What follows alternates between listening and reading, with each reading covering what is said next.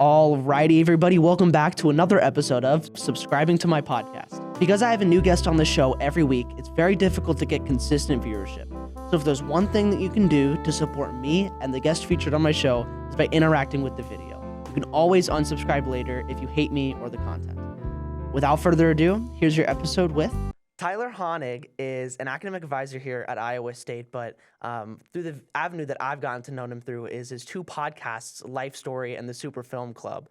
I've been stalking him recently and watching some of his episodes, and Life Story is actually pretty similar to the show that we do, although mine is more about the philosophical ideas and expressions of things like that. Tyler's is more about getting to know what happened to somebody, how it shaped their lives, and who they are. And I will be featured on his show later, but now I get to interview him, which I know is a very exciting thing for a podcaster. But Tyler, why don't you go ahead and introduce yourself and tell some of the viewers some of the important things that they know about you. Totally. Thank you for having me today, Elijah. A little bit about me, big comic book buff, originally born in Bettendorf, Iowa, born and raised there. Proud Iowa State alumni of the class of 2018. Went down to Texas Tech and got my master's degree and was a part of the class of 2020. So if we're doing our math right, that was in the middle of the pandemic. So learned a lot about myself during that time. And during the pandemic was when I actually started Life Story. I really missed getting to talk with all of my friends and mentors and was like, listening to so many stories about celebrities and about them, and I'm like, that's so cool, but I know such interesting people too. I want to share their life story. So that's really what got started with that, and we've been doing that almost 3 years now. And the Super Film Club just was started because a bunch of people were like, hey, Tyler, we want to hear your point of view about these movies that we're seeing. Should we go see them? Should we not? And I'm like, okay, well, I got some buddies that I want to bring into that, so we'll talk more about how they got into that, but yeah, love running, love writing. I don't know, wrote a screenplay in high school. That was pretty sweet. But yeah, you can just find me around Ames. I love to be around it. I love to be with people. So I'm excited to talk more about that today. Yeah, and this is really exciting. I think with your show being called Life Story, I think it's really important that we get a little piece of your story. Sure. And so you could tell us your life story, your life story. Did you sing that little jingle at the beginning? Everybody always asks that. So no, I have a really good friend named Chris Poole who actually has been on my show. He went to Europe and sung with choirs up there for a while. So when he came back to America, I was like, hey, dude, I have this idea. I'm going to pay for your breakfast. Will you do this like 5-second jingle for me? Okay, nice. Well, it starts off every episode, so that's really cool. But I guess, what's your story? Where do you come from? And then, how did that kind of evolve into doing this podcast and where you are today? Yeah. And I might have you even ask some like more detailed questions as we go and stuff. But like I said, born and raised Bettendorf, Iowa. I was an only child. Both my parents are still together. They are fantastic human beings. Dad was a marketing manager for many, many years with the Riverboat Casinos. That's what got him down to the Quad Cities after graduating St. Ambrose. Met my mom, actually, while he was a manager on the casino boats, and my mom was a travel agent. And so she knew a lot of the secretaries, and they were like, oh, you have to meet this new marketing manager. And they dated a few times, got married then, traveled a bit, and then my mom was originally from the Quad Cities, so she knew that's where they wanted to raise me. Fun fact, my mom and I were born in the same hospital. Oh, wow. Yeah, nice. Not everyone can say that, but it's a neat City little lineage. fact. Yeah.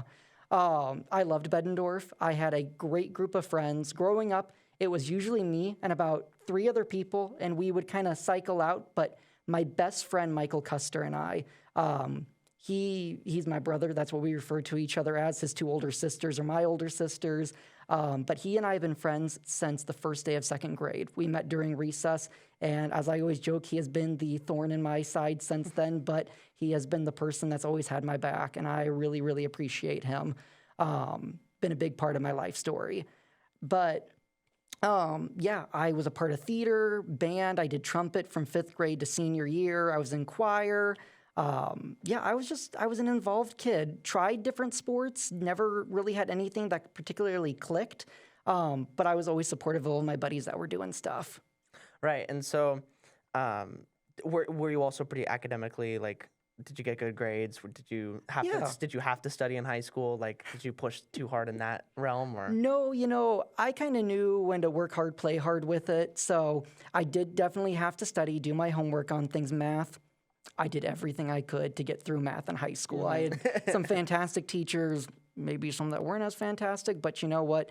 I appreciated them letting me come in after school, before school, get some extra help. English, that was my bread and butter. To Kill a Mockingbird, The Odyssey, those are books that really just grew my mind, made me think. And that actually led me to why I wanted to come to Iowa State was I wanted to be an English teacher. I loved that experience so much. I loved the people that were there. Fast forward, I did not end up getting the education part of my degree. I do have the English part of my degree. And it was mainly because in college I found out I really loved the college aspect more. And so that's what I kind of went in with. I did Department of Residence work and fell in love with that world. That's what I thought I wanted to do the rest of my life. Did it in grad school, worked it professionally. After a while, working in residence life can just be a lot. You're always on call. And you know that you're an RA right now. When you're a hall director, it even can be a little bit more. And so doing that for 5 years, I was like, let's find something else. But those years, the students that I'm still in contact with, I just appreciate them even still reaching out and asking me my opinion on things because they are going and they are such bright stars, all those students that I had. Right, and that's really cool. I want to talk about your reach a little bit later, but you graduated high school, you're going to college for English. And then COVID happens. COVID happens while you were getting your master's, correct? Correct. Okay, but kind of walk me through the college experience and how that kind of shaped. Yeah, totally. So full college or just the COVID just part? a full college, and then you can go to the COVID. So I am from a family of Hawkeye alumni, of fans. My apologies. So, yeah, I know. I'm the black sheep of the family, but I'm used to it by now. Yeah. But I had a lot of family friends and previous teachers that were like, hey, Tyler, as you're looking at colleges, don't write off Iowa State, go visit. And we came on a random Friday, and I just fell in love with the campus. As I said, I'm a big runner, and so I just pictured myself running on Central Campus. Everyone was so friendly. The residence halls looked really neat. And I just looked at my parents, and I'm like, we don't have to tour anywhere else. I have fallen in love with this campus, so we applied. And I've not seen my dad cry a lot in my life, but when we got that admissions video, I don't know if they still send it or not, but it's like, oh, Wendy Winterstein's going, oh, hey, congratulations, you're a Cyclone. That was such an emotional moment for my family and I as we were getting ready for the day to just go on a random day to high school. But lived in Buchanan Hall while I was a student here, and I am very much Buchanan for life. Was a resident there freshman and sophomore year, left to become the president of the Memorial Union Residence Hall. So the top 3 floors used to be a hotel that then became a residence hall for 2 years. And I just was like, that sounds like such a cool experience. And then from there, the person that actually is my supervisor now as an aerospace advisor was my hall director, and he hired me to be a community advisor under him. So that old phrase, it's always the people that you know truly does matter. And I loved being a CA. I know a CA back then, RA now, but I loved that experience. I loved the coworkers. I am still friends with so many of those people. One of them actually just recently had a baby, and so it's cool to be like Uncle Tyler to baby Rory. I loved my English education friends, so I stopped the education part right before I started senior year just because some classes didn't quite pan out the way that we were hoping they would as far as timeline-wise. I didn't want to really add an extra semester knowing I was going to be going to do this master's degree. So I'm like, you know what? I'll end the education part. And I say that like it was such an easy answer. It was not. It was a very hard decision. And being an advisor now, I see how much that is hard for students to make that decision. It's nice for me to say, I was there. And that just the look on their face, they're like, oh, you understand. And I'm like, yeah, I truly do. But yeah, I love those people, still friends with so many of them. We actually used to call ourselves the super English educators, not S-U-P-E-R, but S-O-U-P-E-R, because Lago Marcino Hall had such amazing soups that we would go there every Friday and we would get soup after class. I see. Okay. Well, I think something interesting, and with all the people that you've had on your show, and I think it's even, you let some of it slip, you kind of have a lot of different friend groups, a lot of different people that you've met through different things, working as a CA, working as an advisor, now English major, college friends, high school friends. Did you always kind of have a lot of people that you were trying to communicate with? Someone said that you bring people together, that you're a people, combiner. But did that kind of exist in high school, or is this something that you kind of fought for in college and that's where it started happening? Great question. So elementary school, totally not. It was me and that rotating group of friends and Michael and I. That kind of followed me into middle school. But as I got more involved in choir and band, I started getting to know more people, join kind of friend groups, combined friend groups. And so probably about freshman year, I started really branching out in high school, meeting people that were younger than me and some other grades older than me. And yeah, I was just the person that would come to high school and sit on the bench in the hallway and just say hi to the people. And we would have just such a crowd of us in the morning. I really don't know how the administration were like trying to disperse us from taking up so much of our locker bay. But yeah, it was just a great time. And so really in high school, my catchphrase was, I was never going to let anything stand in my way. You only get one experience with it. So I wanted to make the most of it. And I really am happy to say that like I did all that. Maybe should I have done more plays or musicals or tried out for this thing? Sure, maybe I didn't do that freshman year, but by senior year, I was a part of everything that I really wanted to do. You know, that's a pretty difficult challenge to take on with trying to. It's a lot of vulnerability to be like, yeah. I'm going to be the person that's going to say hi to you. So what if I like say it and my voice cracks, or like they think I'm weird, or they think something, you know what I mean? Especially now, it seems like it's even harder to put yourself out there and make friends. How did you kind of overcome the challenges of like putting yourself out there, all the rejection you might have experienced, all of the failures you might have experienced? How do you kind of overcome that, and how do you get past that scaredness? Yeah, I think just knowing that you're not going to be everybody's cup of tea, basically. And so just knowing that, like, it was something a friend of mine said once, and it's somebody that I've gotten to know a lot throughout the years. Not every friend has to be a best friend. And I think not every person you meet even has to be a friend. They can be an acquaintance. And I think I've gotten a lot better about utilizing those words a lot better. It's, okay, this is maybe my friend, this is my acquaintance, this is my best friend. What does that mean to be a best friend?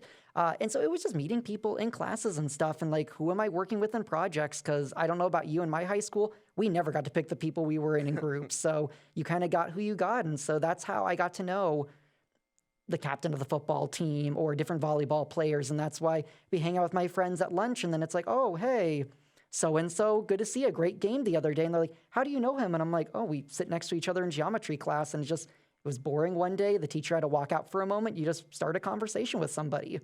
Yeah, you know, I think with the more people that you connect yourself with and the bigger your groups get, it becomes kind of more difficult to avoid drama or to avoid like group dynamics being weird or like people fighting with each other. That seems like it could be such a big risk for knowing so many people. How does that kind of influence your friend groups? How do you guys stay close? How do you feel that close relationship? I mean, I'm not going to lie. So I have a core group of about 10 of us from high school still. That used to be a group of about 15. And just along the way, people stop answering messages, or you do truly just start to grow apart a little bit. And it doesn't have to end on a bad way, but it's just like, hey, our journeys are going on completely different ways. It sometimes helps that you're not in the same city anymore. But it's just kind of like, hey, we'll see each other when we see each other again. If our paths cross and we reconnect, that's great. If we don't, we don't. But I think that's a way to go about it. I think also being a confidant, and if somebody says, hey, can I trust you to give you this advice or to tell you about this thing that's going on, be honest with them and say, yes, I can keep that secret for you. And then if they feel comfortable telling you that, own that. Don't tell everybody else about that. So I think that is one of the biggest ways to build trust in a friend group is if they're coming just to tell you, do not then go around and tell your other 3 people in the group, hey, did you hear Johnny said this the other day? So then what are your kind of rules? Like, what do you need from a person before you take it to that next step of like friend or acquaintance, friend, best friend, inner circle, different group? Like, where are your lines? Like, what are the things you need to know about people before you put them into your close group? Yeah, I would think... So it might surprise you. I'm a very extroverted introvert. So when I first start meeting people, I start a new job, I move to a new place, I am not always so talkative or open there. I can sometimes be more of a quiet guy, and I'm a listener. I want to hear what other people are talking about. What is the relationship these other people have? And so I really try to place myself into that and then start kind of laying jokingly little landmines about like, hey, how was your weekend? How much do they tell me about their weekend? Is it, oh, it was good? And I'm like, okay. Or is it, hey, I went to my cousin's place and then we went and had dinner. We went to this place. Have you tried it before? And I'm like, oh, this person wants to build more of a repertoire. I would be willing to share more of my life with them. So kind of seeing where you're coming into it. And then once I feel comfortable, I very much is, if someone new is coming to the group, I'm like, hey, who are you? Tell me about you. Like, I want them to feel so comfortable or to give me what they want to give, but to know, hey, this is an open space. Say what you want to say. Don't say what you don't want to say. But I think sometimes that can be really hard. I know, like with my current job, when I started, we did not do like welcome lunches or anything when you first started. So like I had a friend on campus, so I had lunch with them my first day. But something I had mentioned to my boss was, hey, I'm totally okay that didn't happen, but I think that would really help if we ever hire somebody new. So our new workers that we get, we always do like a, hey, if you want, we would be happy to go out to lunch somewhere, and that just gives us an opportunity to chit chat and get to know you more. And that has been something that has helped so much in my new co-working group. Right. So it's kind of like this openness to communication. Yeah. Are there kind of things that you see? I mean, you've talked to so many people and you have a lot of people in these groups. Are there kind of things that you see and you're instantly like, I don't think this person's going to be compatible with this friend group? Or would you say you're a pretty like open to all people kind of person? I'm open to every person and stuff.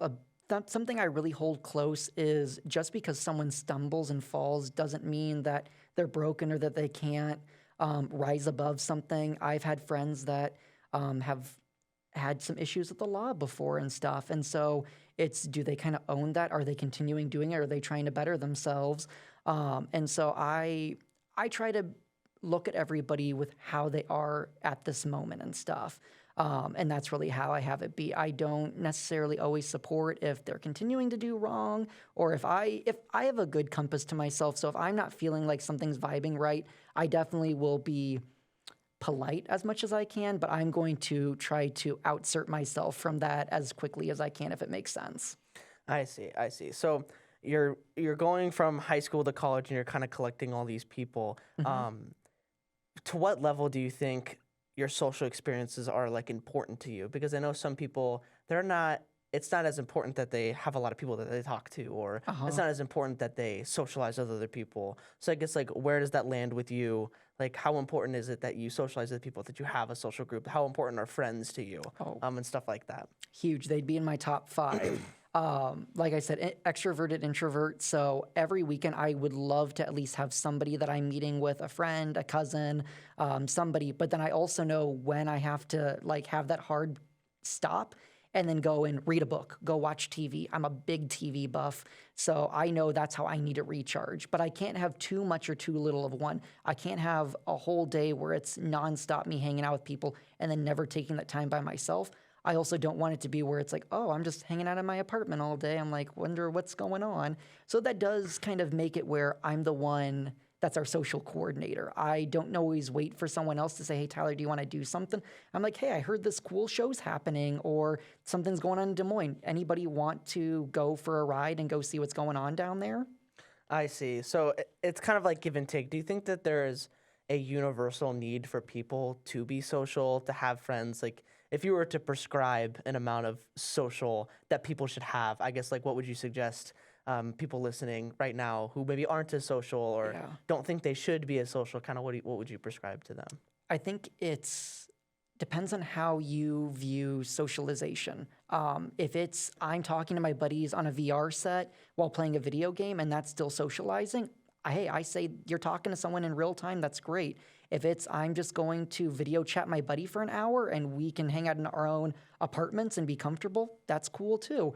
If it's going out and being with people, that also is great. I think for me, the one good thing that COVID gave us was the ability to know, wow, Skype and Zoom and WebEx and all these virtual ways to talk with people that we knew existed that we really just didn't utilize as much really helps so much. And so I'll have weeks where Monday and Tuesday I'm FaceTiming a friend, and then the other days I'm actually seeing someone in person. So you just meet somebody where they're at. If it's important to you, you'll make the time. I see. I think with communication with other people, it can get so difficult because, like you're saying, you kind of stick the branch out and reach out to people and say, like, let's hang out. I think people can get so upset when people aren't doing the same to them, or if they feel that it's not happening. Yeah. I just know so many people who are like, yeah, but they never asked to hang out with me, so I must not be that important. But like they're super busy, you know what I mean? It's like difficult to do that. And I think it's very noble of you to be the person that engages with these things. But I think other people kind of struggle with that understanding that maybe other people just like maybe aren't as social as you. Maybe other people just like Sure. are so busy or like they have other things. So Yeah. I guess like how do you navigate your feelings when it comes to people not asking to hang out with you, or like they do ask, does that kind of bring you down sometimes, or have you kind of persevered through that? I'm really happy you asked that question. That's a really good one. So, sometimes it can bug you, especially if there's somebody that you've really been trying to get in contact with, and you would love for them to be the one that reaches out. And I just feel like not even that old, but from what I've learned, you just kind of have to let that go. And so my phrase I told all my friends are, I don't mind being the one to reach out. What is most important is that you reach back out to me. So that always at least shows me, hey, you're interested in keeping this conversation going, this friendship going. It's just that is not your strongest skill, is being the one to reach out, but you will always answer back. And so that's what matters the most to me. Do you think that's had like a positive effect on your relationship with friends? Is that Oh, yeah. So many people have been like, thank God you reach out and stuff. And one of my really good friends, Rimu, she gives me such a great compliment of, we'll set up a time to FaceTime and we're going to FaceTime at 4 o'clock. You call me right at 4 o'clock and you're not playing on your phone. You're not cooking dinner. I'm not doing that either. We are taking an hour just to be in each other's lives to say what has been going on. We have not talked in maybe 2 months. Okay. So you have college and then you graduate and then you have master's degree and then COVID happens. How does that kind of affect you, and how does that affect your story? So, before even COVID, finding grad school was a time. So the Oshkosh Placement Exchange is up at the University of Wisconsin, Oshkosh, in, like I said, Oshkosh, Wisconsin. But they take an old residence hall and you are doing interviews throughout the day going between all these different college campuses, and people get creative. I knew one girl that she would have a scarf for every school's colors, and she'd wear a plain black dress. And so no matter what school she went to, she's like, oh, I'm supporting this school. Where like sometimes as guys, you're like, I have to change like 7 different ties if I want to. But that's why I found Texas Tech. They kind of recruited me. And what I loved about them was it felt like such a family aspect in those conversations. They flew you down there. They paid for all of that for you. You got to meet the people on campus, meet the professors you were going to have, and they paid for the program and your housing and stuff. So that really helped.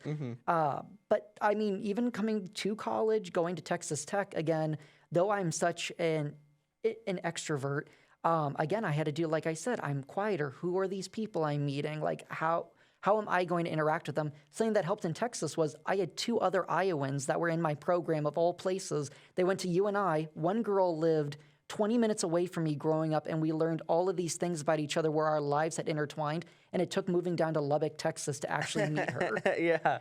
But now she's one of my best friends.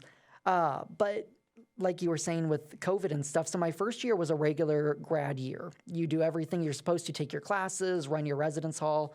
The third semester, I guess fall semester of what would have been my last year at Texas Tech was a crazy time. My supervisor left right before I was supposed to come back from my internship. So I was running a building of 18 community advisors, 6 student assistants, and still doing the job of what my boss was supposed to do and I was supposed to do. Thank God for my secretary, Miss Bonnie. We called her Saint Bonnie, and she was an absolute blessing during that time. While I was also being a full-time student. But we finally hired somebody right before Thanksgiving. We were talking before Christmas. We're like, oh my gosh, we have all these great ideas. Marie Louise, I'm going to call her out. She is a great supervisor, great friend. She's like, hey, I want to be such a support to you because you've done so much this fall semester. I want to help you out as much as I can this spring because you're going to be job hunting. You have all these opportunities that are going to be coming your way. And I'm like, yeah, awesome. February was my birthday that year and stuff. So I had a good time with all my buddies. We're like, oh, okay, job search is going to get started in March. And then boom, pandemic hits. All of our students are gone at spring break. And we're like, what has happened? And funny enough, we had gone to a career fair not too long before that, and we were making jokes because people are like, oh, we're not going to shake people's hands during this. We're like, we're not going to shake people's hands for this interview stuff. That's so crazy. And then it's like, oh, we're the crazy ones right now. But what happened was we had to shut down our campus. We in the residence hall stayed in our apartments, and we were working every day. We had about 20 students per building come through, and they were taking their stuff out of the rooms. We weren't able to help them. We would leave carts somewhere. They'd have to call us. We'd use their ID number to like buzz them in and stuff. We were told like not to see the people that we were working with and like isolate. Well, a lot of us were single people. And so that's really hard when we're not near any of our family. So like we would figure out fun ways to do it. So like we'd make lunches and go out to a big park on campus and just stay our 6 feet apart and still try to be around one another. Do video calls. That's actually when I started video calling friends. Didn't start the podcast yet, but got kind of the beginning pieces of what would become Life Story. And it was difficult. All of the jobs that we were like, wow, we want to do a second round interview, third round, gone. Yep, we're not doing that right now. So that was kind of the end of Texas Tech at that point. We did what we had to do. We stayed till May. Luckily enough, I got hired on at a school right before I left Tech. And so I was able to go home for about a month before I moved down to that next school. And then that's really started part 3 of life, which is really my adulting life after school. It's really when you learn, wow, life no longer has an end date. Yeah, well, and what's really interesting is that some people start their adult journey at 18. True. And they don't go to college, and they start it there. And True. then you have the people who go to college, and then they start it at 21 or whenever they graduate. And then you have people who go to their master's or doctorate, and then they don't start adulting until 25, 26. And so it's crazy that your transition into adult life was COVID. Yep. And that seems, to some people, that seems like, okay, you're what, 22, 23 or whatever. At this point, like, it's fine, but you don't understand that, like, you're not out on your own yet. You haven't really been. You've had your, housing paid for, you had your food paid for, you've been working all the time, you've been around college students, people that are slightly younger than you, whatever way. And so it is really interesting that you had that transition at that time, and it was COVID. And so then how did that kind of propel you into your adult life? How do you think COVID kind of shaped your view on what adult life should look like? And then how did that work? So much. So I'm not going to name the school that I went to after leaving Tech because it was one of the most growing experiences of my life and one of the most negative experiences of my life. So as a social person and everything, I moved to a state where I didn't know anybody because in my mindset I was, I've moved to college where I really didn't know anybody, a grad school I didn't know anybody, an internship I didn't know anybody. So my mindset was, you can make family anywhere, you can go anywhere and make a life. Maybe you can, but not during a pandemic. So it was very hard. Day one of that job, they literally told me, yeah, the job we hired you for isn't actually in existence anymore. So this is kind of what we're going to have you doing. And it was kind of basically night and day from what I thought I was going to do. Being a brand new employee, seeing a lot of my friends not employed, I was like, well, I can't just like say no. So as I've gotten older, I should have been like, maybe I should have gone to HR. Maybe I should have questioned a few more things. But again, we're like, I need to be happy I have a job and I'm making money. But it was just hard that I didn't really make friends with a lot of my coworkers. I really just did not vibe with the campus like I thought I was going to vibe with the campus. Loved my students, but I also could not live my life for my students and watching them grow and not also growing with that. So I actually only stayed in that job for 4 months. I really wanted to make it a full semester, and I was just learning that was not going to happen. What were some of the things that you were doing, or like what were some of the differences in expectation versus reality in this job? Yeah. So initially, I was going to be in a lot higher of an on-call basis. So I was not going to be the first person RA's call. I was going to be on a higher tier, which actually that's what set that job away from other housing jobs. So I was like, wow, that's so neat. That's like a check mark in their base. And then they're like, actually, no, we're actually going to bump you down to that main one. And I'm like, oh, that's not a big deal. But I'm kind of like, that's weird that like you showcased this so much when I was interviewing. And now that I have the job and I'm here, that's not accurate anymore. Other things were like, I knew I was going to be in charge of 2 buildings that had not been connected before. And I was told, hey, we're only going to have you do 1 front desk. And we're going to just have both those buildings be run out of that front desk. I get there, no, we're going to have you run out of both those front desks. So you need to have 2 offices that you're kind of managing through. And I was kind of like, okay, that's interesting. And then there just was no training because my supervisor was brand new because the person that hired me quit 2 weeks before I arrived. A lot of people actually quit that place before I arrived, which I didn't know till I arrived. And me and that supervisor did not click so well. We never actually said this, but I got the feeling from this person that they had hired every other person I worked with besides me, and that if they had been the one hiring for the job, they probably would not have hired me. And I also believe I would not have accepted the job if I knew that person was going to be my supervisor. Wow. Okay. Yeah. Yeah. And they were just, with the trainings, there was no training. So I'm told, train your students on this policy at the school you've never been to. And I'm like, okay, I'll do my absolute best. And I was actually the only full-time employee that was running residence halls. Everybody else was a grad student. So I was the only one that had gone through grad school and had gotten those skills to be a full-time professional. And those people were great people, but it's just you're very different from being a grad student to be a full-time professional. Right. And so, yeah, they're just... I could do a whole episode just on that experience, to be honest with you. Dang. Okay. And do you think a lot of those were attributed to the timing, as in like after COVID, a lot of people quit because it kind of was hard to maintain it? They were discovering a bunch of new things because they were just for the first time reopening after the pandemic. It wasn't because of COVID those people quit. Oh, okay. Right. Okay. So it really was just like those problems would have existed at any point in time. COVID just exacerbated things. Right. Okay. So you just kind of came into a burning building and they kind of hid it from you until you got there. Interesting. But then after leaving, I went back home and I stayed with my folks for about 5 months before I found my next job. And that was exactly what I needed. A lot of people don't get that experience to get to go and kind of get a break from life after doing all this college work, working a little bit. But that's where I really discovered like loves again that I had. Like I didn't read a lot because all of my textbooks you had to read throughout school. So I found my love of comic books again, my love of reading novels that could just be for fun, reconnecting with friends. I hadn't lived in Bettendorf in almost 7 years before that. And so coming back to my hometown, there was a lot of guilt about that. I didn't tell a lot of people I had moved back home. It was kind of like my dirty secret for a time because I'm like, people are going to judge me. People are going to be like, oh, you couldn't make it work at this other school. You couldn't adult. And I'm like, talking to so many people through my podcast, I'm like, wow, everyone was going through a hard time, whether they let people know about that or not. We all went through our own struggles.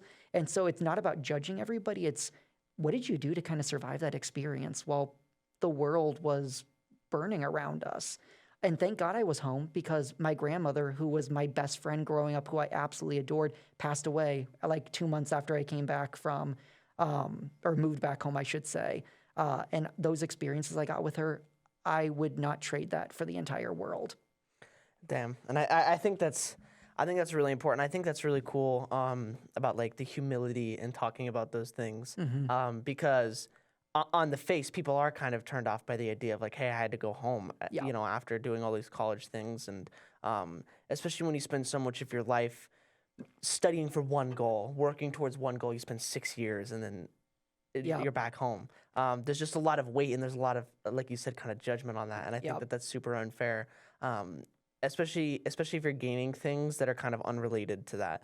So, like you said, you had that experience with your grandma that you got to go back home and you got to live with your family for a while. You got to take that break, and a lot of people would die for that right now. You know what I mean? True. But it comes with that weight of having to explain it to people, of having to justify it. And I think the fact that you're able to come on here or come on your own show and just like kind of humbly be like, yeah, no, I had to do that, and it was awesome. And it's just like a fact. And I know you guys have struggles that you guys are doing too. You guys have done some things that are probably you might think are embarrassing, or you might think, but you need to just get past that. You know, because it's worth it in whatever way, or it's necessary.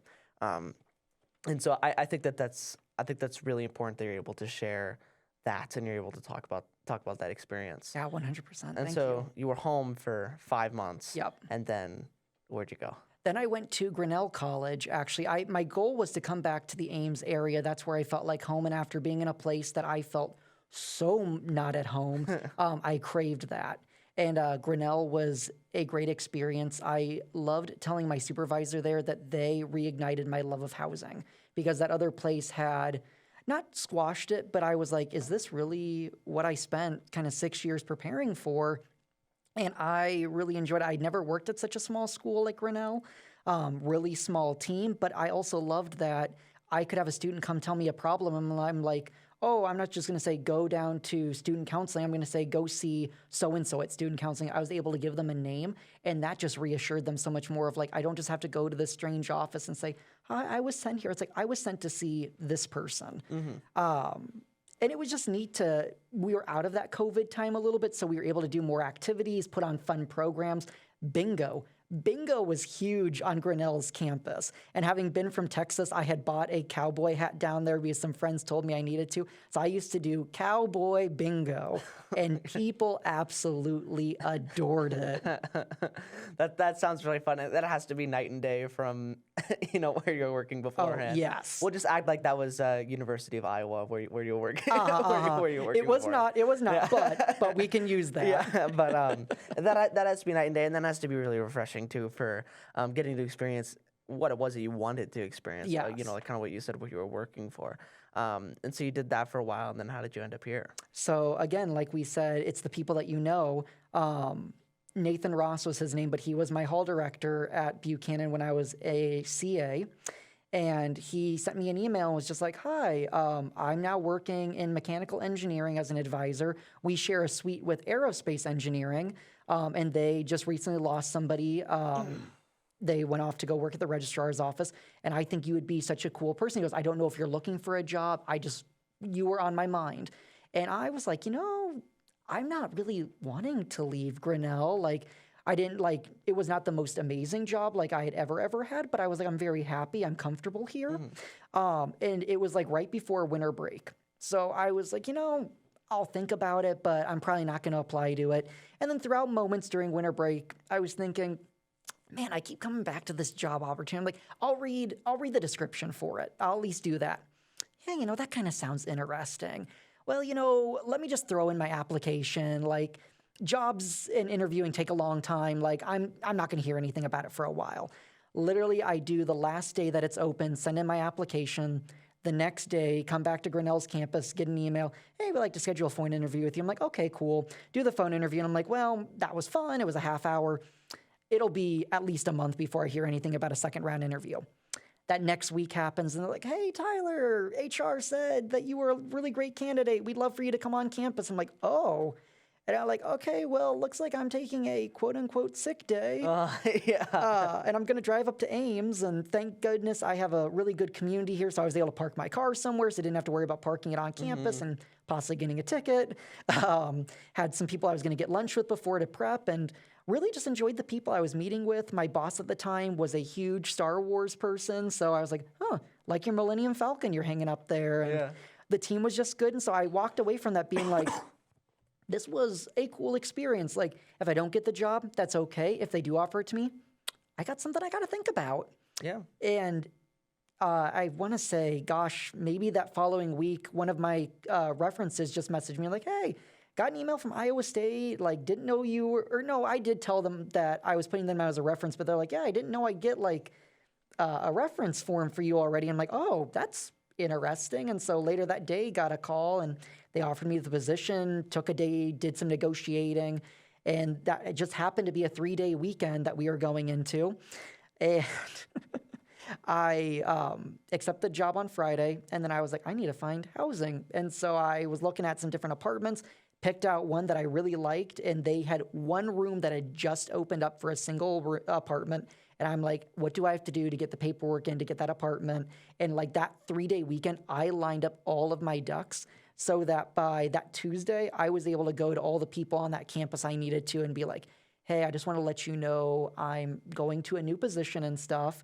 And it was just such a positive experience that they were all like, we want you to do this. This sounds so cool. We knew that you weren't going to do housing forever. We know you were thinking about Iowa State. So that made me feel so good, like leaving on a positive note, and that Iowa State was very kind on their end, that since I was in housing, we still had winter move-in to do and spring move-in. So I told them, I can't do 2 weeks. I need about 3.5 weeks because I don't want to put my current team in such a lurch from me leaving, and they were so good about doing that. So I felt I was able to leave Grinnell on a really good end and start at Iowa State on an equally good end. Dang, so all the lights just showing, all the doors opened at that exact moment. Truly. And you ended up back at the the hometown, Yeah. basically, of Ames. And I was able to call upon all of my friends to help me move into my apartment because my parents had moved multiple states for me, and they were like, "We need some help." And so I'm like, "I got some people that can come help." Right, right. I think there's something really interesting about the perspective that you've been kind of talking through, in that, like, you talk about your story and you talk about your life and you talk about the people that are around you. And to me, it's really interesting. And I think what worries me with opening up my life to so many people, or to have influence from all of these outside sources, is Yeah. that I kind of lose that locus of control when other people are in my life, when I have so many friends that do these things, or I have so much of my life is determined by, like, COVID, if I like this job, Yeah. if I hate this job, you know what I mean? And so I guess how do you balance the kind of unpredictability that can come from so many of the important events of your life being kind of outside of your control, or something that you're kind of reacting to? Yeah. I would say, and it's going to be cliche, you just have to go with the flow with it sometimes and just know you can only control what you can control. I end my podcast every episode with "Make it a great day," and I have a secondary part of that I never say, but it's make it a great day because no one's going to make it great for you. And so you're going to have people that are going to be positive in your day. You're going to have a lot of people that are going to be negative in your day, but it's who do you let control that? Do you let the negative people really be the ones that take the driving seat in your car? Or do you just say, hey, that wasn't a great moment, but, we're going to try to do something to make it better. We're going to spend time with the people that we really like a lot more. So, just kind of knowing control what you can, control what you can't. One door opens, another one closes. And yeah, I don't know if I even answered your question. No, you but did. That's kind of what I have for you. No, it's a really good way of parsing through these things, because I would worry. You have to have some backup plan. Yes, you do. If so much of your, if it's such an important thing about your life is kind of in the realm of other people. Yeah. Because you can choose your friends, but you can't always choose how your friends act. Yeah. And You can so- choose your friends, you can't choose your family. Yeah, well, true, and you could choose who you surround yourself with. Yeah. You have a big surrounding. Yeah. And that's kind of what I was wondering about earlier with the effect that maybe drama can have, or the effect that, Sure. like, so many different personalities clashing with each other can have. And I guess I'd worry, but it doesn't seem as if that affects you as much as a lot of other people. It just doesn't affect me on the face end of it. You actually saying that reminded me of something that happened at Tech. Was because we were a group of like 9 people in my cohort of grad students, there definitely was one person that didn't like me. I knew they didn't like me. They knew that they didn't like me, and that I knew that they knew that they didn't like me. And one of my friends, she was friends with this girl, and that girl would say things to her about me, and just, like, I guess, letting stuff off of her plate. And then that friend would come over and tell me it. And I'm like, all right, I could go and be like, I could go confront her about this. I could talk bad about this person to other people. But I just would listen. I'm like, this wasn't supposed to get to me. I was not supposed to know this person said this about me. Did it hurt? Oh, yeah. Was I pissed about it? Oh, yeah. But I also was like, you know what? At the end of the day, I didn't care enough about that person to really be like, you're not a major player in my life. You're not a main character in my story. And so after we're done being in our cohort, we're not going to talk again. So I'm not really going to let your thing bother me. It didn't affect our work. It didn't affect us when we were in class. And so I'm like, if that's your opinion of me, it totally can be your opinion of me. And you know what? I'm not going to go out of my way for you either. Yeah, and that's a super mature thing to accept. I find that there are certain things that people say that are kind of red flags to me, but they're so closely related to a really green flag for me. Okay, tell me more. So, like, a green flag for me is pretty much exactly what you said, Yeah. in that, like, I'm not going to let those things bother me. It's in my control how I react to the things. You're not an important character in my life. I Yeah. can control roughly how I feel about the things that you say in the long term, or how our relationship ends.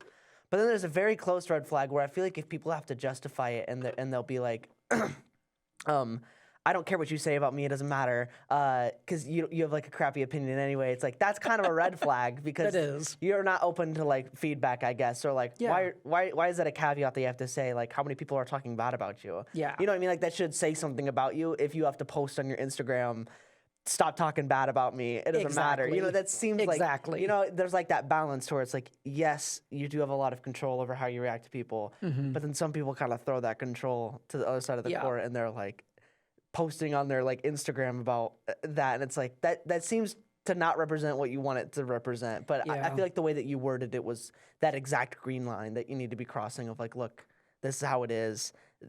It's not that important to me, and I respect that you feel that way about me. But some people kind of write it on the other way, and that's where my questions about how you navigate group dynamics come from, because it's just important to make sure that like it definitely is that, you know, you're juggling everybody in the right way. That you need to be juggling people. No, but I find that your social identity and your social groups are just really interesting to me. And I mean, even just now, I pulled up a picture of you while I was working at the desk, and one of my RAs was like, "Oh my God, that guy was my advisor." You know what I mean? Like it just like another person who like knew you from another thing. You know, and I just think that's super interesting. And then Cassie brought us together because we both do podcasts. But I'd imagine you've just had a lot of experiences with people where you're getting brought together. And I guess I wonder, when you're looking at your calendar and you're looking at how much time you spend, how do you juggle time with all of these people? Like, how do you make time for all of these people, all of these relationships, garnering all these things, remembering all these things, caring about all these people? Like, how do you kind of juggle that? Really good time management. My calendar is really my best friend. And then I also have a list on my phone of all of the people in my life that I really want to keep in contact with. And then I look at that list about once a week and I go, oh, I haven't talked to my friend Anna in a couple of weeks. I want to send her a text. And sometimes that leads to, hey, let's do a phone call. Let's do a FaceTime. Let's just text a couple of times and see where that leads. But it's just that keeping in contact with everybody, and then knowing sometimes like, oh, I've reached out to this person 3 times, haven't really ever heard back. Maybe I need to take this person off of that list and put that time into somebody else. So that's really how I do it, to try to organize everything. And then from that, a lot of these people live in a lot of other cool states and locations. So anytime I go on vacation, I never pay for a hotel. Nice. See, that's the big brain. That's where all the thought goes. So you have places to stay. I'm like, where have I not been? Where do I need to make a friend at? Yeah. Do you ever get any criticism from people that, you know, they're just a part of a list, or that like their name is on a list? Like, does anybody ever give you crap about that? You know, I would think they would, and so many of them are like, wow, I need to start doing that. Like they just appreciate it because they're like, wow, that means that I'm important enough to you that I'm on a list of people that you want to stay in contact with. That's really that's pleasant. I know some people who tease me about it because I'm a Google Calendar fiend. So I'll put my hangs, like it'll be like Sam Hang. You know what I mean? I do too. Yeah, I truly. And so some people make fun of me. It's like, oh, you gotta schedule me into your calendar, because for them it's like, just come over today. You know, I'll tell you, when you've graduated college, that's the only way that you meet with people and hang out with people is, what's your calendar look like? I can squeeze you in on the third Wednesday of the month. Yeah, seriously, that's what I do. It's like, okay, let's hang in 2 weeks. We'll do lunch. I can give you about an hour. Yeah, you know, it's really bizarre. But I'm glad that all of my friends have respected that. That would kind of be like a non-negotiable for me. It's like, look, I'm not gonna fight with you about how often we're gonna hang out. Exactly. You know what I mean? Like, it's gonna happen when it's gonna happen. And if they want to hang out with you more, they can reach out to you. Yeah, exactly. It's like, you got to be able to work with me if we're gonna hang out. You got to be on my calendar, dude. Like, you can't. I have one of my best friends. He's in Italy right now, and I've told him probably 30 times, dude, schedule something on my. I gave him my password and my email so that he can go in and put something on my calendar, whatever he likes, and then he'll just be like, call me randomly at like midnight because the time zone is so different. Like, dude, just schedule it. Like, seriously, I'm begging you, just schedule it.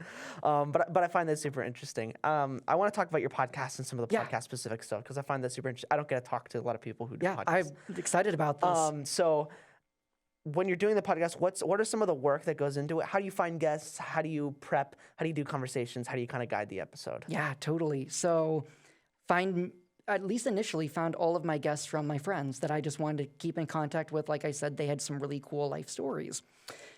So I Googled podcasting on a budget during a pandemic.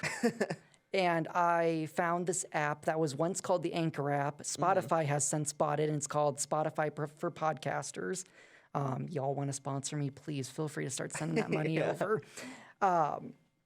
But yeah, and then I went to Walmart and bought an extender for my phone. And so initially I just started it by the podcast was really, or the app was really good about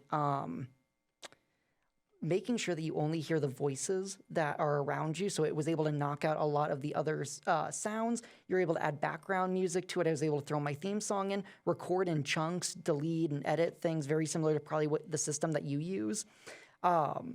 And so from there, then I started recording my episodes. I found 3 friends to start it off with. And then I actually didn't release my podcast until I had 5 episodes. And the reason I did that was if someone didn't like episode 1, I wanted to have other episodes that they could listen to before making a decision on, oh, episode 1 kind of sucked. I don't want to listen to this anymore. It's like, no, listen to episode 2 and 3. We get better. We grow. Yeah.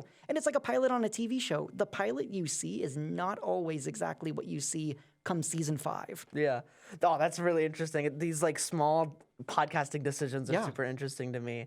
For me, I tried not to do any like public advertising until I had reached like a certain threshold of episodes. Okay. Because it's really, there are a lot of doubts. A lot of people want to start podcasts. Yeah. It's like the most like white dude thing to be like, okay, let's do a podcast. You know what I mean? It truly is. is. And so like you have a ton of people who are like, bro, I'm starting this podcast, and then episode 7 rolls around, and then they'd fall off or whatever. Yeah. And they stop doing it. And so when you say, I'm going to start a podcast, and then you do episode 1, everyone watches it with so much skepticism. Oh, yeah. But if you're like, hey, I've been doing this podcast for 10 episodes now. Yeah. You guys should check it out. That's a whole different ballgame. It is. It truly is. Yeah, and I think that's really interesting that you were saying you recorded 5 episodes before you started pumping it out, just so that people could have something to kind of latch and then onto. people just reaching out really. Like I had my list of these are people that have a really cool story I want to share. And then people from like high school that I wasn't necessarily friends with, but they're the guy that I said hi to in the hallway. They were like, hey, I want to talk to you and stuff. And so like one guy, his name's Michael Connor, he did semi-professional wrestling for a time. And so it was really cool to have him on the show and talk about like being at WWE WrestleMania at one point and that he was on TV for that. And then having like some authors that I knew that have published books, and then having friends of friends that were on. So it just started being where people were reaching out and they're like, hey, I really want to be on your show. I'm like, okay, cool, let's make the time. I will say now that we're getting close to like episode 80, I'm really starting to reach out and be like, hey, tell your friends, ask, let's have some other people on. I actually have tried, my show got big enough that people on LinkedIn that represent people have been like, hey, I would think my person would be great on your show.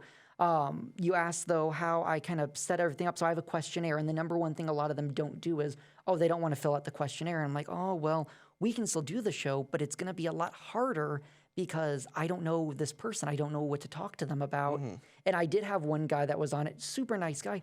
He used it as, how am I going to sell my book? And so he would tell a story, and then it's like, if you want to hear more, buy my book on Amazon. I'm like, that's not really what this podcast is. And so I really started thinking about, what do I want Life Story to become? Do I want it to be where, yeah, that's cool if I'm getting these people reaching out to me, they're like, have my clients? Or do I want it to be what I initially had it be, where I want to share the stories of people that don't get their voices heard a lot? And so in season 3, where we're currently in, I am introducing new guests, but I'm also bringing back some guests of what I joke as yesteryear that have specific parts of their story that they want to share. So like one of my friends shared how she lost her first child in pregnancy and the journey to having their new baby boy, and that led her from leaving the world of finance to become a doula. So her whole world changed because of this.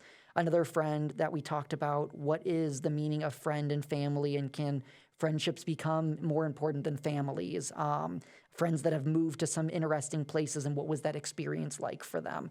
So it's been neat to kind of bring back some friends that I really enjoyed their first episode, and we're able to kind of build those connections over again. Yeah, I think this is super interesting with how you decide who gets on, and I think it's something that there's so much back end work that doesn't get perceived when people are watching the episodes. Yeah. And I found that really interesting about the person who came on, who just kind of wanted to advertise. Yeah. How do you kind of ward off those kinds of people, and what are you doing to kind of control your podcast's narratives? Like, what are some of your kind of rules? Some of your kind of, okay, it has to be this kind of person, this kind of thing. Like, walk me through, like, what are some of the processes, like, if this person doesn't express what your show is about enough, how do you get them to work within your parameters? Like, how do you kind of work with people to get them to do what you want? So and it's been very rare that I've told somebody, like, I don't want you on my podcast and stuff. But for the people that reach out that are like, oh, I have this client, I kind of read through the information about their client, kind of talk with them a little bit, what they're wanting. And I always try to leave it on as positive of a note as I can. So I never want it to be where they have a bad taste in their mouth about me, about my show. I want to just be, hey, it's not the right experience right now that I want for my show, or I just don't think we're aligning very well with it. A lot of them will come in wanting to talk about just like a certain narrative. So I remember one person wanted to talk about his experience with like drug addiction. And that was the whole episode was just going to be about drug addiction and then how he's helping other people. And I was like, that's interesting, but like, can we talk about like childhood and this? And it was like, no, it was just going to be about this one experience. And I'm like, oh, for me, not knowing you super well, I'm not sure. And my other fear sometimes with bringing people in that I don't know or I don't have a friend that knows them is I try to say this in my show too, is I don't vet people on what they're saying is 100% true. This is their life story from their point of view, not necessarily that I have done all this research. And so I have gotten nervous sometimes with people that I have not known that they've said like a story that's realistic sounding, but I'm also like, let me do some research on the back end before I put this live, and then doing some thinking about it, sometimes verbiage that they say. And I always try to tell people like, I will always edit my episode to make you look good and to never hurt you. Like at one point, I know someone said it was about a previous job, but that they really hated that previous job and named it. And I kept the part where they're like, I didn't like my previous job, but I cut out where it said the place's name because I'm like, we're the little podcast that I don't want to piss anybody off. I don't want to get you in trouble, even though you don't work there. But trying to still have it be as accurate of their story with leaving out some of the things that maybe will get them in trouble. Right. So what would you say then, like, the broader narrative of your show is? Like, when you're getting to the end of an episode, what are you hoping that is conveyed to the people? And then if somebody does the episode and they don't do that, what does that look like? Yeah. So I always ask people, what is the theme from your life story that you hope my listeners get out of it? And people come up with some of the most amazing ideas that, like, I never would have thought of from either their life story, just a motto that they have. But I always just hope people will see that, you know, Iowa, a lot of people think it's the flyover state. A lot of my guests just so happen to be from Iowa, but they also are from all across the world, have done amazing things. That is just, everybody has a story to tell. Everybody's life is interesting, whether you've made a blockbuster movie or you've gotten 1,000 Grammys. Like, these are people that are everyday citizens that do so many interesting things that we just don't talk about. So many things on my podcast that my listeners and my guests love is we never would have had this conversation besides me asking them, what was your childhood like? What was this? So many people that I've known since elementary school, I've never heard some of these stories about them, and my relationship so much has grown from them, and that their level of trust they give me to be the conduit for their story. And so many people start my episode with, I'm so scared to be on here, or my life is so boring. And I feel good and that my job is done if by the end of it, they're like, that was so fun. I had no idea like this thing that I did was as cool sounding until you were like, wow, let's dig a little bit deeper into that. Yeah, I think one of the most interesting things about doing the shows that you do and the show that I think I do is that people just in general don't get asked nearly enough questions. No. If that's full stop. I mean, like, you need to think about, like, my question to not ratio is very, very high. Yeah. Of, like, how many questions I ask versus how many questions gets asked of me. And so I think that your show does a wonderful opportunity of giving people a way to talk about those things that they don't get asked about. They don't have a reason. I'm a very big person of, I need a reason to say the things that I say. Like, it needs to be justified. It needs to be asked about. I'm not just going to say it ever. Like, there needs to be, like, a certain legacy with every, like, as important as something is, it needs to be brought up in that important context. Otherwise, I'm not talking about it. And so I think your show does a wonderful job of, like, getting people to talk about those things that never really had justifications to talk about before. And it also kind of, like you were saying, it makes everyone's story that is interesting. Like, you just get people to talk about it, and I think that's really cool. Have you ever found that people don't fit within that narrative? Like, they're kind of uncomfortable talking about the things that they do, or that maybe their life genuinely isn't that interesting, or something along those lines. They talk about things and you're like, this just isn't really working for me. Yeah. I will say for people that have gotten to that point, we usually have not recorded the episode. My questionnaire has really scared off is not the right word, but it's people have thought about it. They've started filling in. They're like, Tyler, I love what you're doing and stuff. I'll share it with my friends, but I don't think right now is the right time for me. And I always appreciate that from them. That I would hate for us to record an episode, me put it out, and then a few weeks later they're like, I hate that. And I'm like, I can take it down, but I can't stop the people that have heard the episode already. But most of the time, if I'm recording an episode with somebody and we're going through it, I really just want them to talk. If it's important to them, it's important to me in that moment. So I try to have everybody know, like, if you think it's boring, I'm going to probably be honest with you, it's not, and we're going to make it be something that's super cool. I'm trying to think of an example of somebody's recently where they were like, it's not a neat thing to talk about. And I'm like, no, that is so cool. I'm trying to think of somebody recently told me about that they were voted as like best smile in their yearbook. And what people don't know is that person wore braces for so many years when they were growing up. And that when they're like, oh my God, like I was voted as best smile in my high school yearbook, that they're like, that's not a really cool fun fact. I'm like, no, that is, because when you add that story behind it, people are going to be like, oh my God, I remember having braces. I remember hating them. Or they remember that first compliment they got after they got their braces off. So it's like, it may not be that they vibe exactly with your story, but what does it make them think about? Wow, I think that's really insightful. One of the most interesting questions that I wanted to know about your experience is, what are some of like the coolest, most influential stories that you've heard? Like, what are some of those moments, like those things that you've heard? I mean, after collecting, you have to have some things in the pocket that are like, this is a crazy thing that I heard. This changed my life, or this changed something about me. Do you have some of those? So I have a friend named Susan Norris, and she decided after she retired from working at the Ames School District that she was going to go to every one of the lower 48 United States, and that she was not going to try to stay in as many hotels as she could. She was going to try to stay with friends or friend of friends that she had. And so the majority of her episode was talking about her adventures doing all of that. And so that was one that I was so excited to have that episode, do that episode, was an absolute joy. I had one where my buddy Donato, he has started his own company, and it's over $1 million company right now. And he's, 24, 25 right now. And so talking to him and he's been a regular on my podcast a few times, and just his story about like how he wanted to be a bodybuilder at one point because he had body issues growing up, and then finding real estate and how real estate led to his company, Bright Investor. And now he's going to places and he's a guest speaker at multiple things. And the man's 25 years old. It's like, holy crap, like this guy is so neat.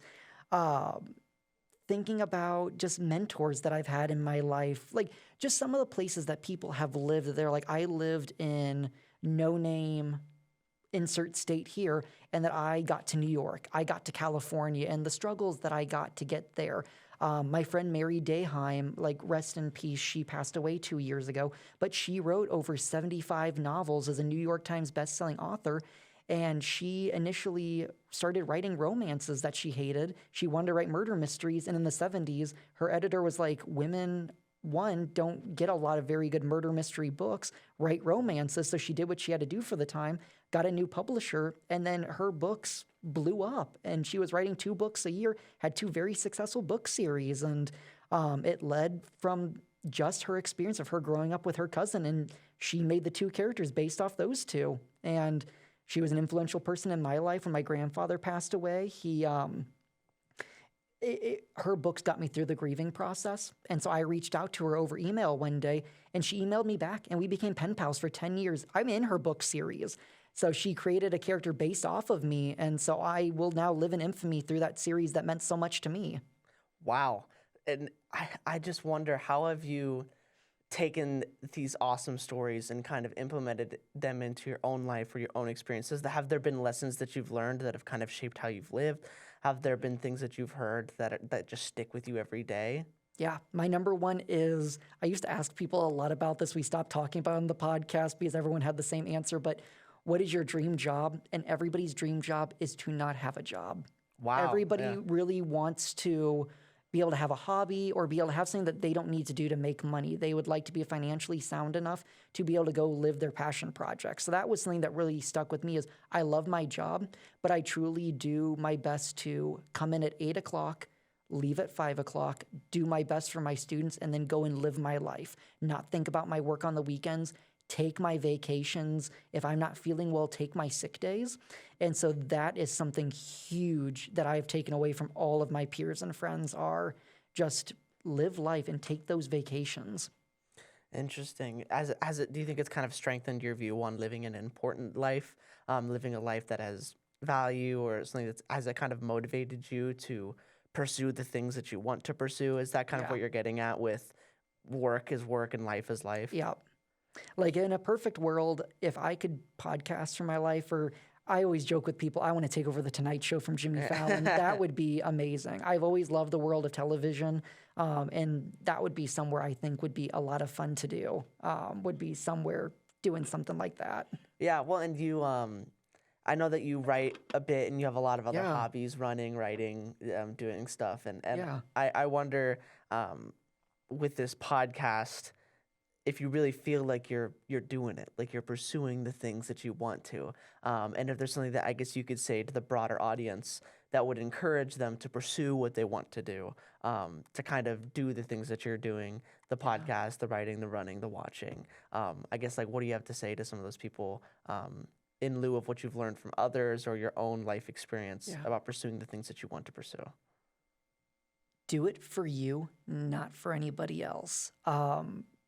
It will, if it makes you nervous, that sometimes is a good thing. Try. If it fails, you can at least say that you tried. You miss every shot that you don't take. So I would say with my stuff, like I just put in the time with it. I set aside the time to write. And then if I'm not in that mood, I don't force it to come. I'm just like, all right, today I'm not going to write. Today I'm not feeling like going on a run, or today I am going on a run. And knowing, I'll use running as the example. I know I don't like running with groups of people. I enjoy more so doing it by myself. If I want to like have my voice memo out and I'm like, oh, I have this great idea, I'm going to talk it in there. I don't necessarily like the idea of, oh, we're going to run a certain place. It's like when I'm done running, I want to be able to be done running. So just take ownership of what you want to do and just take the time with it. Don't be afraid that someone's not going to enjoy what you're going to do, because you know what? There's a lot of people that have told me they don't like my podcast that much, and you know that's great. It's not everybody's cup of tea. But I would just say don't be afraid. Wow, and I think that's really cool that you get to say that, and then you also get to express that through the 80 episodes that you've done of the show, and I think that's really cool.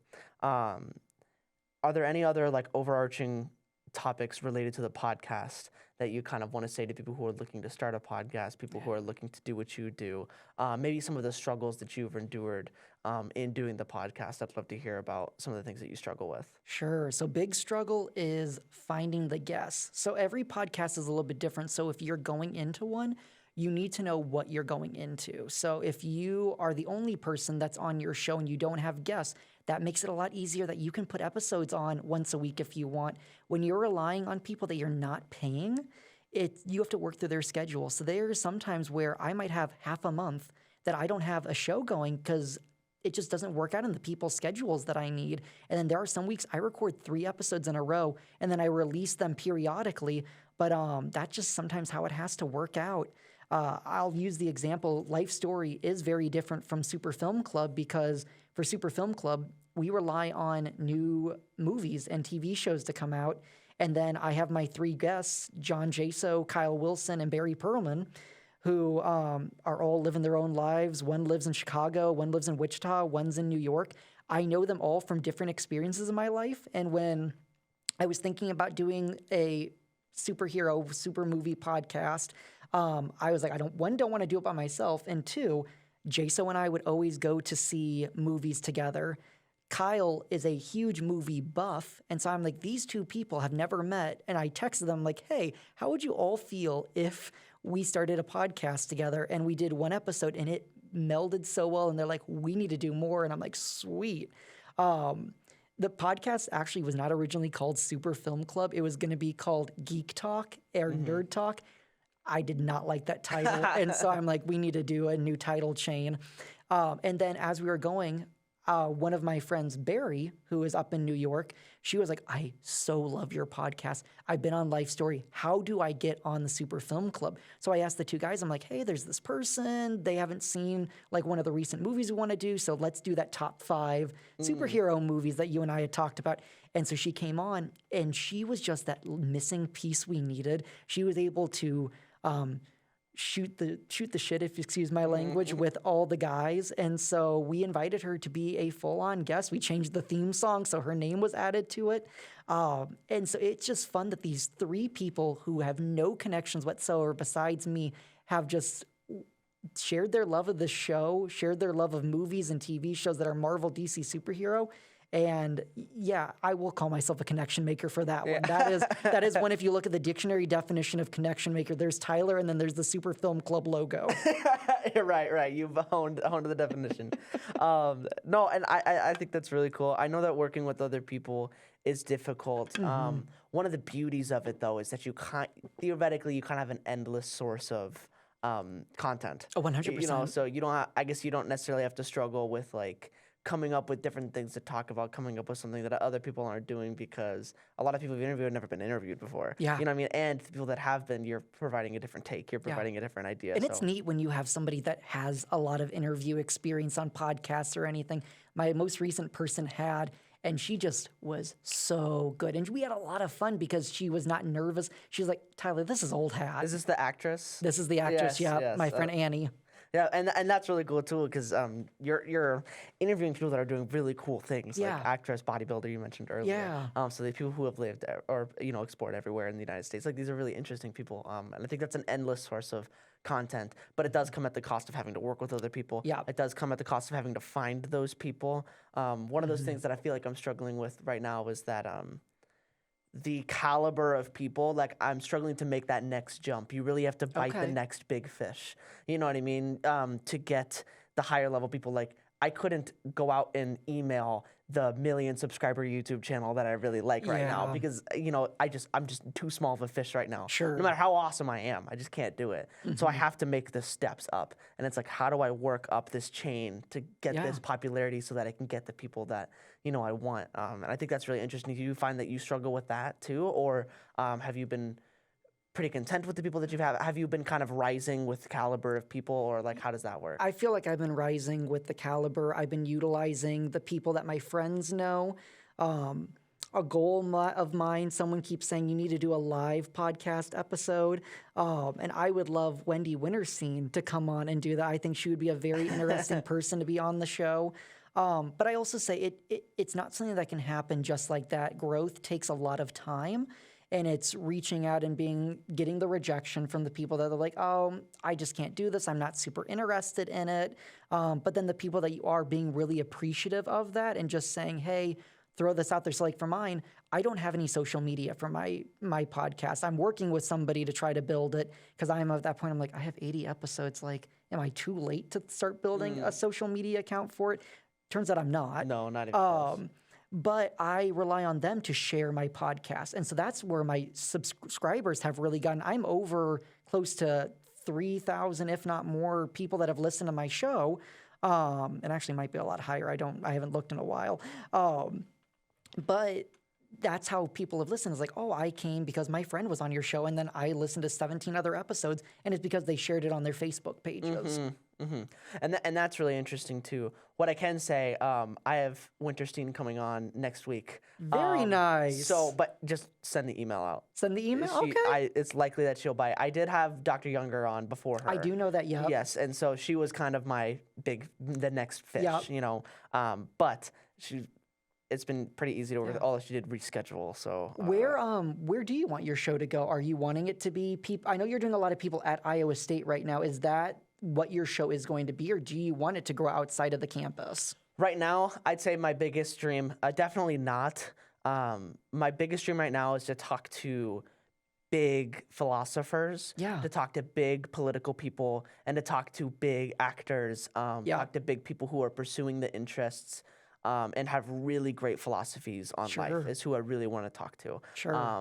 But right now, what I'm finding is that I'm finding that there's a huge difference between the people who are affected by these bigger ideologies and then the people who kind of purport the bigger ideologies. Yep. And so I'm talking to these students who really like this certain political person Yeah. or this actor who really wants to become, or this comedian who really wants to become like this other comedian. Yep. You know, and I'm seeing these people who are looking up, and it's just as fascinating to talk to these people and be like, it's really exciting to see where your journey is, and then theoretically where it will lead. Yeah. If you pursue this to its fullest. So I'm finding a lot of fulfillment in those things, but it's also really cool to talk to these people that I walk in this episode, I'm like, I'm so stressed to make sure that this episode is good. It is true. Yeah, like with Dr. Younger, it's like, I can't mess this up. Like, this has to be worth sharing. Yeah. You know, and then with Wendy Winterstein next week, that's the same stress as walking. It's like, this has to be good. I've had a couple philosophy professors on recently, and these are like my dream guests, you know? And I'm like, this is really stressful. I need to come off as like knowledgeable. I need to come off as like knowing what I'm talking about. That's really stressful too, but I know that your show is slightly different in that, like, of course the caliber of people have to increase, but that's not necessarily because the quality of conversation has to increase. In that, like, you're bringing the same wonderful energy to every guest that you have, you know, and it's mostly about finding the people that have this really interesting story. And so I think that's really cool. But it's just a different kind of dynamic. 100%. And I think that's really interesting. I wanted to nerd out a little bit about movies. Please. Before the episode closes out, because you have 2 podcasts, and I think that's really cool too. But I have a couple questions for you. To get the conversation rolling. You're a very positive person. Yeah, so I try to be. As I've heard. I need you to crap on some movies for me. Okay. I need your top 5 worst superhero movies. And the ones that are either disappointing, the ones that are either objectively bad. Try to stay away from like the easy answers, like, you know, the old Daredevil movie is garbage and we know it. You know, like Catwoman, like those are easy. Yeah. You know, what are some of like those more like nuanced hot takes of like really bad movies? Sure thing. One of my least favorite movies, Guardians of the Galaxy Volume 2. Wow. That's crazy. I've never rewatched that movie. Really? Yep. I think, here's what I can say. I think that the Yondu death at the end, since it ends on such an emotional, amazing, and strong note, that people kind of forget what the rest of the movie was like. That is true. I think that one was too comedic. They have a arrow of like comedy to real, and they went a little overboard on that one. Yeah. That was a comedy movie, barely even an action movie. Like, it was just straight up. Very true. It was a Will Ferrell comedy Step Brothers movie. Like, it's so silly. It is very true. Yeah. There are so many moments, serious moments, that are broken up by like a rock hitting somebody in the face. It's just like shock humor, and it's like, you know. Or they have a dude named Taserface. Yeah, you know, they really tried to be comedic, and they did a good job. Yeah. But in the scale of superhero movies, it's a little overboard for me. So Yeah, I agree. I don't hate that take. Okay. But there are worse movies for me. Yeah. What are some other ones? I would say I was not a fan of Eternals. Okay. I'm still waiting after 8 movies/TV shows. Does nobody realize that there's a giant celestial popping out of the planet? I've been wondering that too. I feel like they had in a newscast for like 0.1 seconds. In She-Hulk, they did. Yes, they had something. Yes. But even then, like, there should be a lot. Or like, it's Arishem, right? Or whoever. Arishem, like, yep. Yeah, like the giant god being like floating in space. Like, nobody said anything about that. Nobody either. worried about that at all. Yeah, so that is also true. So Eternals, I'm a bigger fan of Eternals than most people are.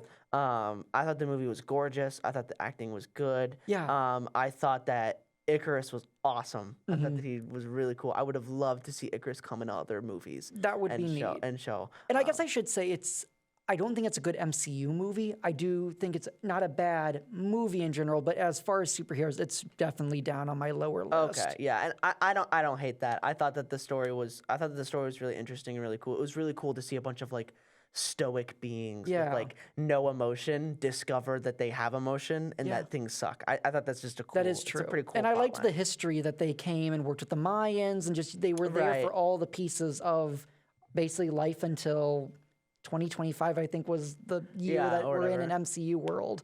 Yeah, we're finally are in 2025 where it was, and then 5 years went. Like, yeah, Because in yeah, Endgame, it's like, right. and then 5 years, and you're like, oh god, the world in 5 years, and they're like, oh, we're there. Yeah, it's like, yeah, we're at the time when it was supposed to be. Yeah. That is interesting. Let's see, yeah, what are three some other ones? others. Oh goodness. Probably Ryan Reynolds' Green Lantern was not a great movie. Yep. That one's true. I saw that once when it came out. The CGI is disgusting, and it's a pretty hard watch. Yep. For sure. I love Ryan Reynolds though, but Yeah. New Mutants was not great. interesting. Yep.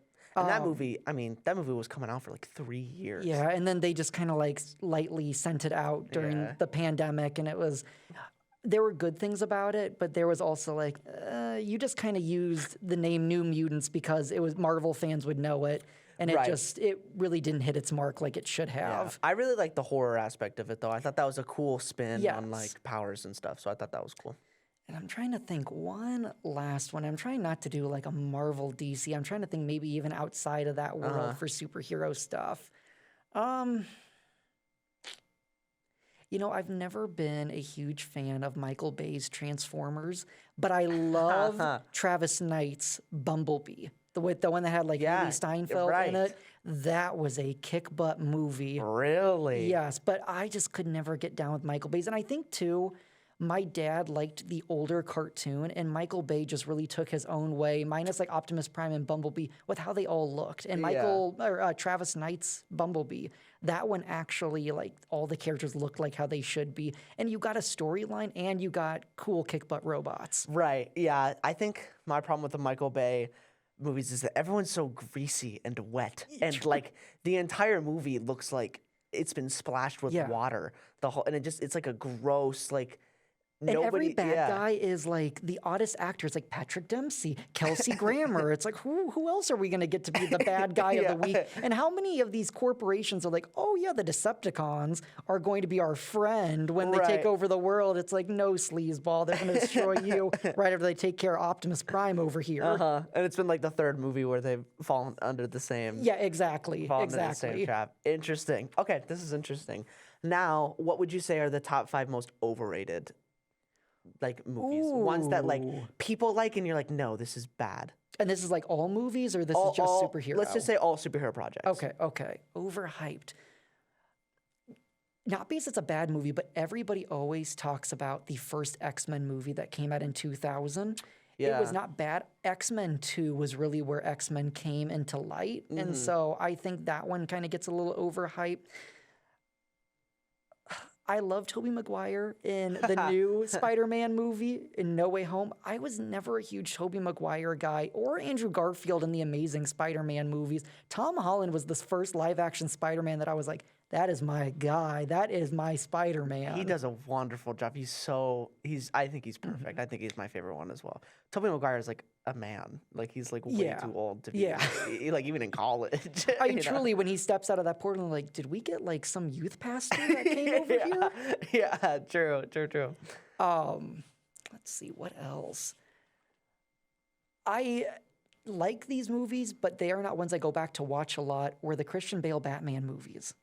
Okay. I like what they were doing where Batman could be realistic. And this might go against what a lot of other people think. I don't need my superhero movies to be realistic. Joker, that one can be another overhyped one. That movie scared me to death. Not because it was a scary movie, but that it was so realistic that one person could create such a mob of people. And I just walked out there being like, it was too realistic. I don't go to movies to see superheroes and villains to have it be something realistic. I go to see, all right, this dude who can shoot lasers out of his eyes and lift up, I don't know, half the world is going to save the world. Like, that's what I go to the movie for. That's an interesting take. I think that the Christian Bale Batman movies are awesome. And they are good. Yeah, they are really good. I just think that, like, the serious, gritty nature of Batman is done really well. And I feel like the new one went a little overboard with, like, the grit. Yeah. It's just, like... They did well with the detective, although the Riddler spoiled the entire... Like, he just he got his butt whooped the entire time. And there were 3 endings they could have gone with, and then it's like, oh, the movie's going to go more. Okay. Yeah, for me, the new Batman is on my list of most overrated...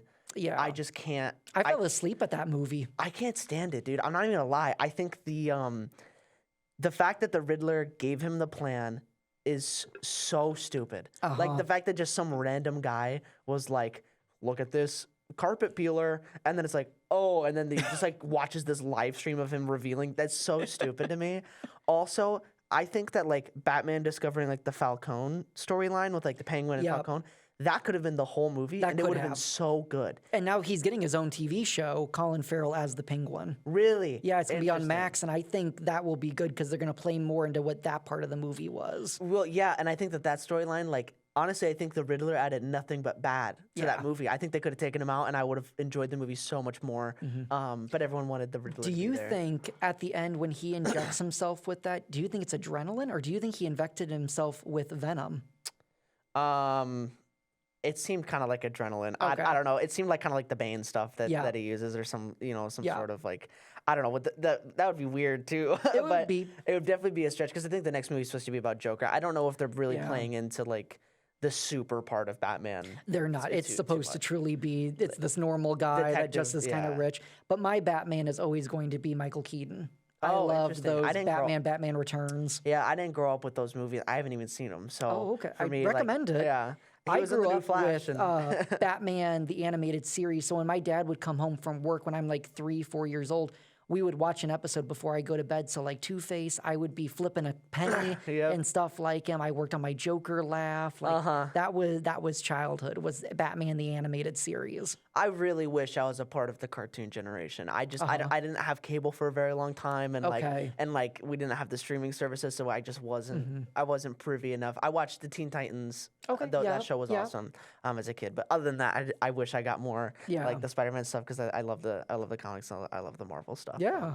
So it's really interesting. I want to get your opinion. The reason why I brought this up is because there's a couple movies that just get me so upset that people love them so much. The new Doctor Strange movie is awful.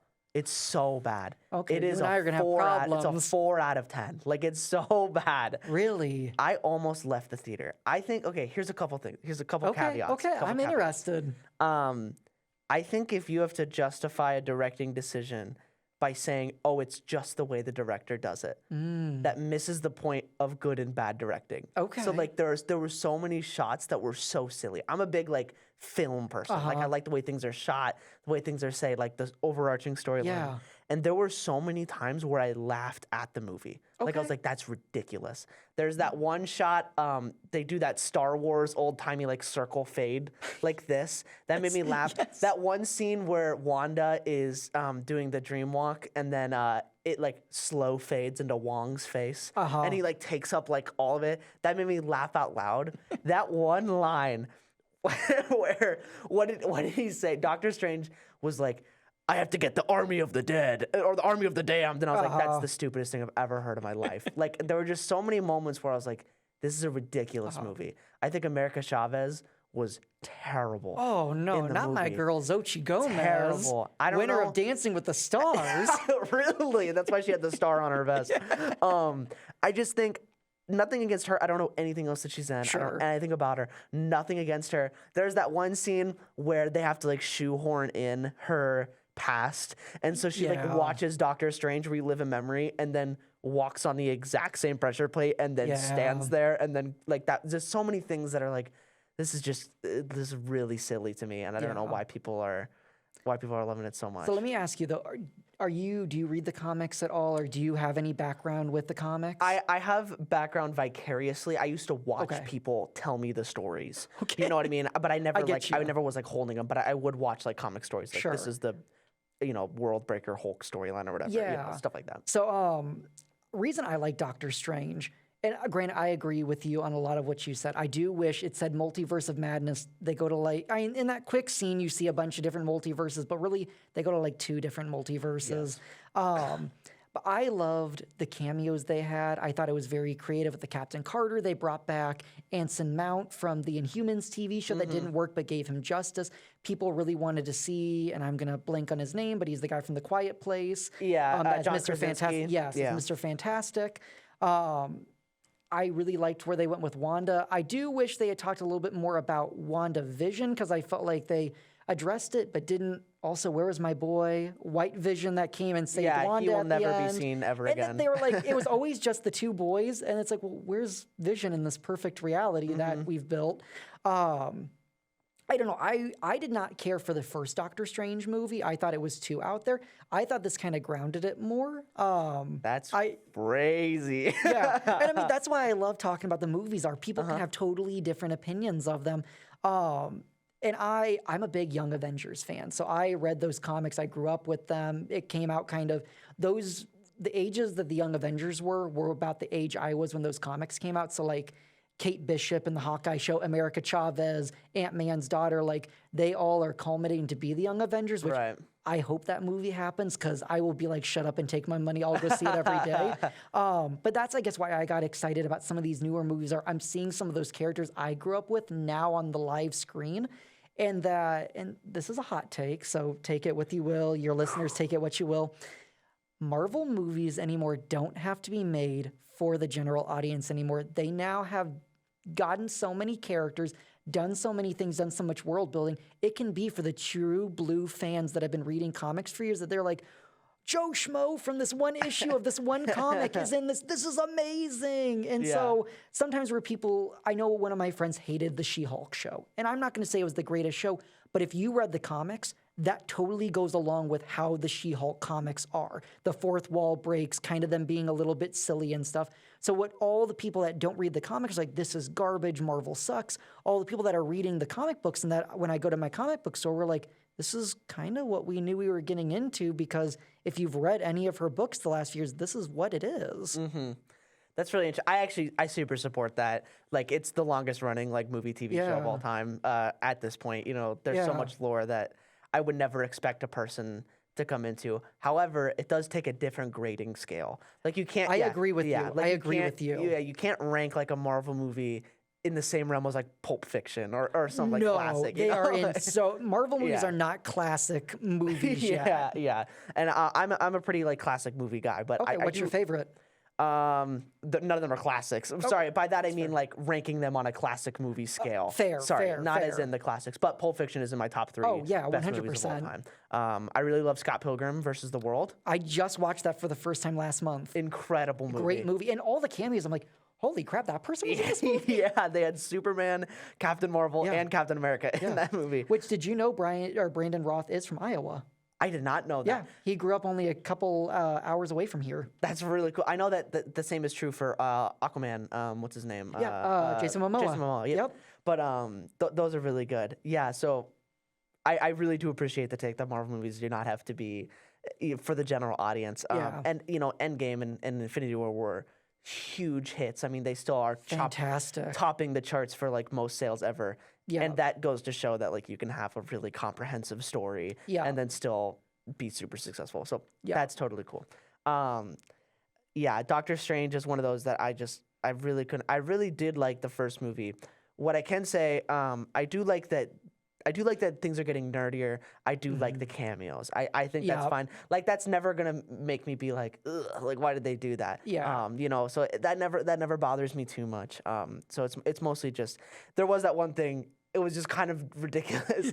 That end credit, the post credit scene where this just random lady, I don't even know who she is. The random lady comes out and she's like, Clea. Yeah, she's like, you've messed with the timeline. And then his eye comes out. I'm like, what the hell just happened? Like that's totally just building to another movie. It didn't need to happen, but it did, and we'll see where it goes. And what was the end of Eternals where like some monkey and then Harry Styles comes out of a portal? It's like I'm Glorp Glop. It's whatever.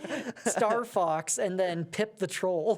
Yeah, that's just like which again, not the best people to probably be picking out to be on a movie, but you know, like we said, Marvel will start scraping the bottom of the barrel for some things. Right. So that was. I found that interesting. Your Young Avengers comment definitely checks out into why you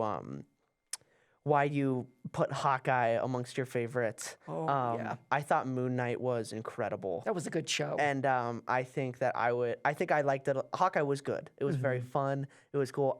Daredevil's my favorite show of all time, by the way. Daredevil's so good. Can't wait for that new season. Born Again. Yep. I'm scared, but I can't wait. Have you seen Echo?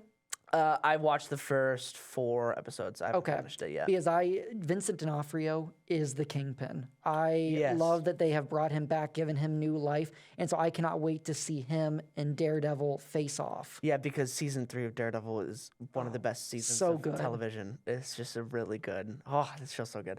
But Daredevil's really good, and I love that character. But it makes sense with the Young Avengers why you put Hawkeye because Kate Bishop. Yeah, and Jeremy Renner is one of my favorite actors. Haley Steinfeld's one of my favorite actresses. So, like, you put the two of them together. Yeah. It was just, there was no way it was not going to be something good for me. And they were so fun. The show was really fun. And I love Hawkeye's character. Yeah. I know that you're a Hawkeye fan as well. So that's really cool, too. But yeah, are there any other overrated movies that people talk about that? Oh, goodness gracious.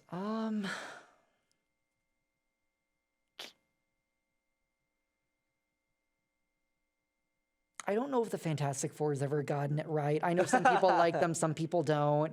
I have never enjoyed the live action ones. Did you watch the 2000? Oh, yeah. Oh, yeah. Michael B. Jordan was a much better Killmonger than he was a Human Torch. That's very true. I love the Wolverine trilogy, the Wolverine Origins, the Wolverine and Logan. What actually is a lot of people, or what surprises a lot of people, is I like the Wolverine where he's in Japan much more than I like Logan. And I like both those movies, but I loved the Old Man Logan comic book, and so I was going into that movie thinking it was going to be something different. Still was a fantastic movie, but just the Wolverine was like, okay, this is cool. He's popping the claws. He's on the bullet train fighting the ninjas and everything. It was pretty classic Wolverine. It was definitely awesome. I think Wolverine Logan makes me cry. It's just a wonderful. It is. It's a wonderful movie. Him and Patrick Stewart together. Yeah, and it's just such a good homage to like the characters. Yeah. and I think it's really cool. Including all superhero movies, what would you say your top 5 is? Because I've heard your top 5 in regards to just MCU, but if you had to throw in all the other movies, what would you say your top 5 Good question. Ooh, man. So I can't promise that these are going to be in order or anything. No problem. But no problem. I do love the first Wonder Woman movie with Gal Gadot and her in World War I. I thought that was a fantastic, not just superhero movie, but just movie in general. Interesting.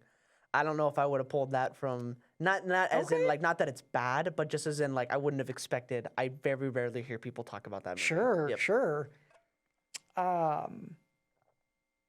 I would say The Wolverine I know is in like my top 25 favorite movies, so I would put that one there.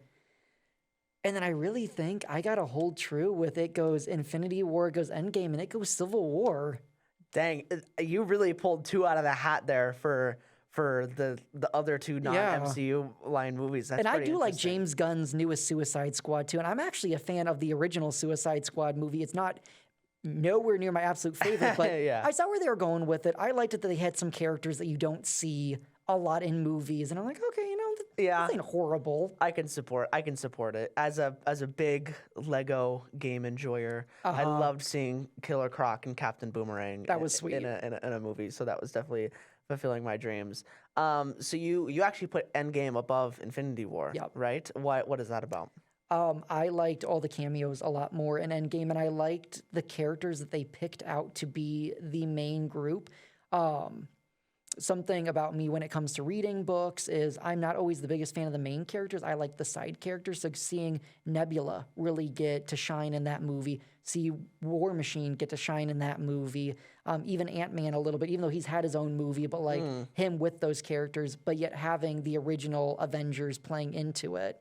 And Infinity War was great with the battles and everything, but you can't beat that final battle scene. And also Infinity War has my number 1 hot take of Star-Lord is the villain of that movie.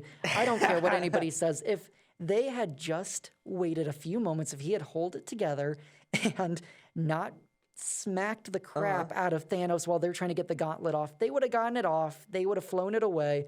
Everything would have been fine. Right. That's really based. I kind of agree. That kind of pissed me off when I saw. But the plot's got to move. The plot's got to move. Plot's got to move, and I think they chose the right character to do that. They did. They did. So he's kind of like the dummy, like, you know. And I'm also not a Chris Pratt fan, so that also isn't helping him either. That's interesting. That probably plays into the Guardians of the Galaxy being second for you as well. Yeah. It's really interesting. Most of the 3 Guardians are pretty low on my top Marvel movies list. Interesting. Okay, I know a lot of people, like, unquestionably Guardians 1 needs to be up there for them. Oh, yeah. Which I don't necessarily agree with either. No. So I don't know. That's interesting. I would say my top 5 are in no order. No. My favorite one is, I think, Deadpool 1. I think that is an incredible movie. I think it's sad. I think it's hilarious. I think it has the best action of any superhero movie. It's just incredible action. Yeah. It does everything that I need it to do.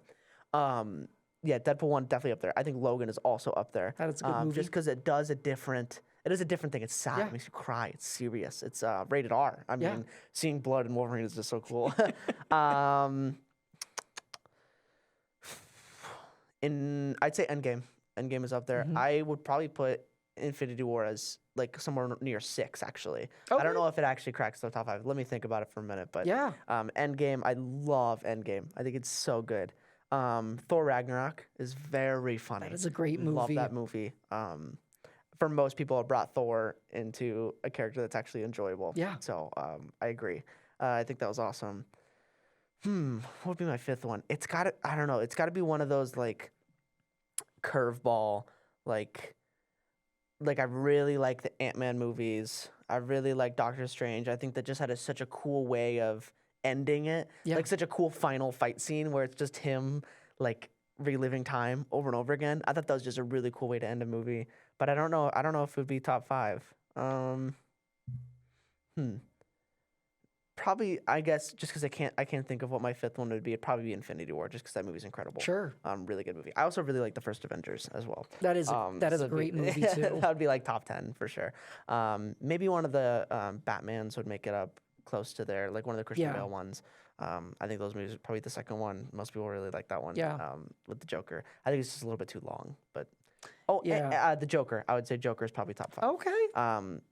Just because, again, it was like different. You know, it was like a very real, very realistic. Like this person could be a villain. Are you ready for it to be a musical? That's insane to me. Yep. I could not have lower expectations for a movie. I don't know why. I'm just so cynical of the idea that this is gonna work well. But you best believe I'm gonna be there. And I'm gonna watch it. I mean, I will be too, but I'm gonna be like, "What are we watching?" Once they start singing, I don't know what my reaction's gonna be like once they start doing that. But no, I love the Super Fan Club, or Super Film Club. What do you think is happening right now with? Oh, sorry, one more thing. Yeah. Very overrated Loki season 1. Yeah. No. Yeah. I'll totally agree with you on that. My co-hosts would bash you horribly because they loved it, but I thought it was creative what they did. It was not what I was expecting out of what you had seen in the Thor and the Avengers movies. I watched it. It was not amazing to me. That's so true. Yep. That's so true. One of my biggest gripes is some of my favorite shows, or some of like the smartest shows I think so far, have been like Breaking Bad is really smart in the way that it's like cat and mouse. Yeah. Death Note, if you've seen that, is really smart. I've heard about it, never seen it. But these are like incredible like chess shows where like I do this to predict this outcome. And so now you have the Lords of Time versus the God of Mischief. True. And it's supposed to be like this huge like cat and mouse, like I outsmart you in this way, but I do this. And then the whole show is just them running from like different things the entire show. Yeah. And so it was just really disappointing for me. I think a lot of people really like Loki and Tom Hiddleston, and it clouds them from seeing that the show's actually not that great. Loki's just a great character. Yes. You know, and so that's really interesting. But I wanted to vent that out to somebody who appreciates. Please. We can have our own fan club about not appreciating the Loki show. The Loki hater. Loki hater. I haven't seen season 2 yet though. Okay. And I hear that that's really good. It is better than season 1. It is still not going to make probably my top 5 for the Disney Plus TV shows. But really, how'd you feel about WandaVision? Oh, loved it. For the longest time, it was my top 1 until I saw Hawkeye, and then I was like, oh, Hawkeye's got to take over that spot. That's cool. Where do you place Moon Knight then? Moon Knight would probably be, let's see, so I go Hawkeye, I go WandaVision. I would probably say then it's Falcon and the Winter Soldier, then it's Moon Knight. Interesting. I really did like the political aspect of Falcon and the Yeah. Winter Soldier. I thought that was cool of like, what is life like after the blip? Like, how I do did like people Ms. move it? Marvel Yeah. too. I thought that show did not get as much credit as it should have. Secret Invasion, that can just be its own. It can be its own multiverse if it wants. I was very shocked. I stopped watching the shows halfway through Miss Marvel, honestly. Okay. Yeah. I recommend going back. It surprised me how much I enjoyed it, not being a Ms. Marvel comic book fan, but being I guess, Aman Vellani's version of Ms. Marvel fan. Like the Marvels, I was so excited for that movie, and I know a lot of people did not like it. I think it gets a lot of bad hate. It was a fantastic movie. Really? I thoroughly enjoyed it. I could not wait till it came out so I could buy it. Like I walked out of there being like, I spent my money very well. You've motivated me to watch that movie. 'Cause Please do. I haven't seen And it. most of the people I've talked to all really enjoy it, both men and women. Yeah. Well, I think my issue is that I really like the girl who plays Miss Marvel. I think she's so adorable. Yeah. I think she's so fun. And I really like the vibe of like, it brought it back to like, she's like another Peter Parker. You know what I mean? It's like a And young. that she's a fan. Yeah. She used to cosplay as Ms. Marvel before Yeah. she got cast as the character. Oh, really? I didn't know Yeah. that. So, well, and that's why I really like the character. I really like that show. I think it's fun. I'm just not as interested in Miss Marvel and then Rambo. Monica Rambeau, Photon. Yeah, I just again like that was such a weird addition to WandaVision for me that I Yeah. wasn't super excited to see that. It was play one of out those either. things they needed to play the game of chess with Kevin Feige, and he's like, "We need this character to be in this movie, so we're gonna put her in WandaVision." Right? Yeah. So And then we're gonna bring back Jimmy Woo and Darcy from Thor and from Ant-Man, and we're they gonna were make it work. awesome, And it yeah. was a cool trio. yeah. Well, I say I love Wu. He's He's a good guy. He's so funny to me. But yeah, with the new Marvel stuff, I don't know. I haven't found the motivation. I guess I think. And it was a lot they threw at people. That was a Yeah. big issue people had, and I totally understand. I almost am like, gosh, we're in just such a lull between the Marvels. We had Echo, and then now we're waiting just for Deadpool to come out. Yeah, and I'm so pumped. Deadpool 2 is an incredible movie yeah. too. And so Deadpool 3, I hope. I mean, the trailers make it look really fun. Yeah. Again, though, if the TVA is disappointing in this, or like if the relationship between like fourth wall break versus like Lords of Time, if that's not very interesting, I'm going to be very disappointed in Well, I'll in give what you a they've done. sneak peek just for your show. My Super Film Club just recorded an episode last night where we review the last trailer for Deadpool and Wolverine, and I'll be putting that up either later tonight or tomorrow. So go listen to that if you want our thoughts on what's going to happen and some of the lore of little Easter eggs that we noticed throughout the trailer. Those are super awesome. But we've been going on for about an hour and 45, which is incredible. Yeah. But, Tyler, I've enjoyed talking to you a bunch, and I just love having other podcasts on here. Absolute pleasure. I give everyone the opportunity at the end to kind of summarize what they found most interesting about the episode, or like things that they want the audience who has listened thus far to walk home with. Yeah. And then obviously, please talk about your shows and give them the links and details about what that looks like. But 100%. I give you the opportunity to kind of close this out here. Sure thing. So, gosh, it was just nice to go back and kind of see my bit of life story. I don't get to do that as often as I do for my guests. But it was neat. Your questions really made me think a lot, whether it was about things that I wasn't as interested in movie-wise, but even more so talking about just my relationship with people. I don't always think about like that. Not everybody has that same relationship built in with friends or coworkers or anybody.